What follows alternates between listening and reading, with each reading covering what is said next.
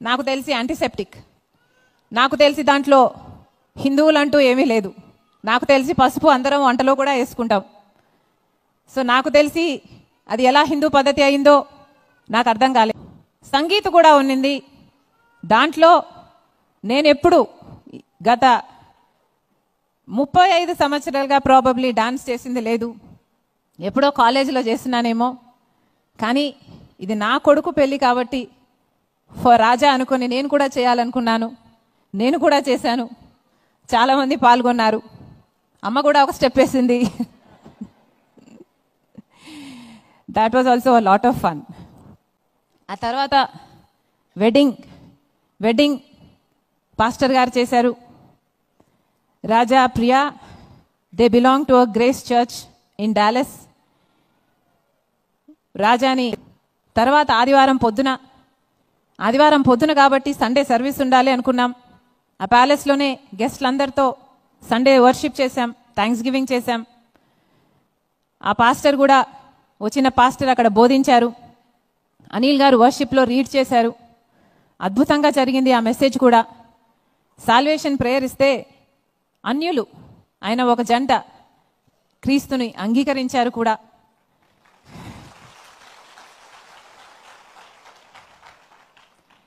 It was a pleasure. సాయంత్రం తలంబ్రాలు పెట్టుకున్నాం. తలంబ్రాలంటే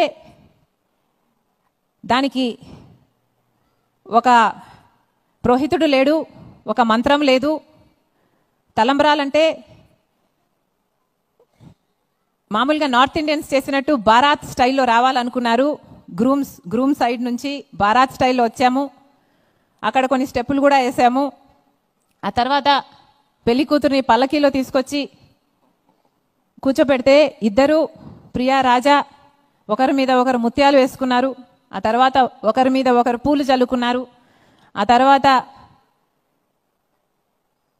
బంతి ఆడుకున్నారు. ఆ తర్వాత చెంబులో ఉంగరం వేసి ఎవరు తీస్తారో అని చిన్న పోటీ పెడితే రాజా తీశాడు. సో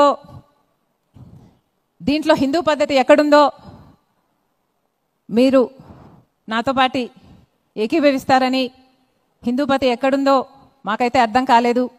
ఇలా ట్రోల్ చేయడం కూడా. తలంబ్రాలలో బియ్యం కూడా పోసుకోలేదు, పసుపు బియ్యం కూడా పోసుకోలేదు.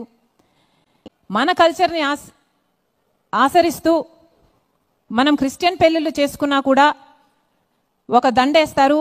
ఆ దండలో మనం క్రాస్ పెట్టుకుంటాం. మా అమ్మకుంది, నాకుంది. అలాగే తలంబ్రాలప్పుడు రాజా కూడా ఆ క్రాస్ వేశాడు. అది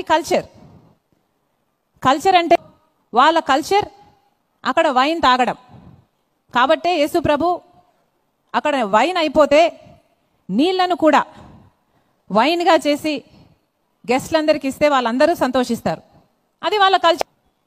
కాబట్టి ఫర్ ఎగ్జాంపుల్ ఇప్పుడు బీజేపీ పార్టీ పసుపు రంగో ఆరెంజ్ రంగో వాళ్ళు ఎక్కువ వాడితే ఆ రంగేం వాళ్ళ సొంతం కాదు. ఆ రంగు వాళ్ళేం క్రియేట్ చేయలేదు. ఆ రంగుల్ని సృష్టించింది మన దేవుడు. సో నేను, నా కుటుంబం క్రైస్తవులం, మేము దేవుని బిడ్డలం. బయట మేము యేసు రక్తంతో కప్పబడిన వారం, లోపట మా గుండెలు చీల్చిన యేసు ఇచ్చిన నీతే కనిపిస్తుంది.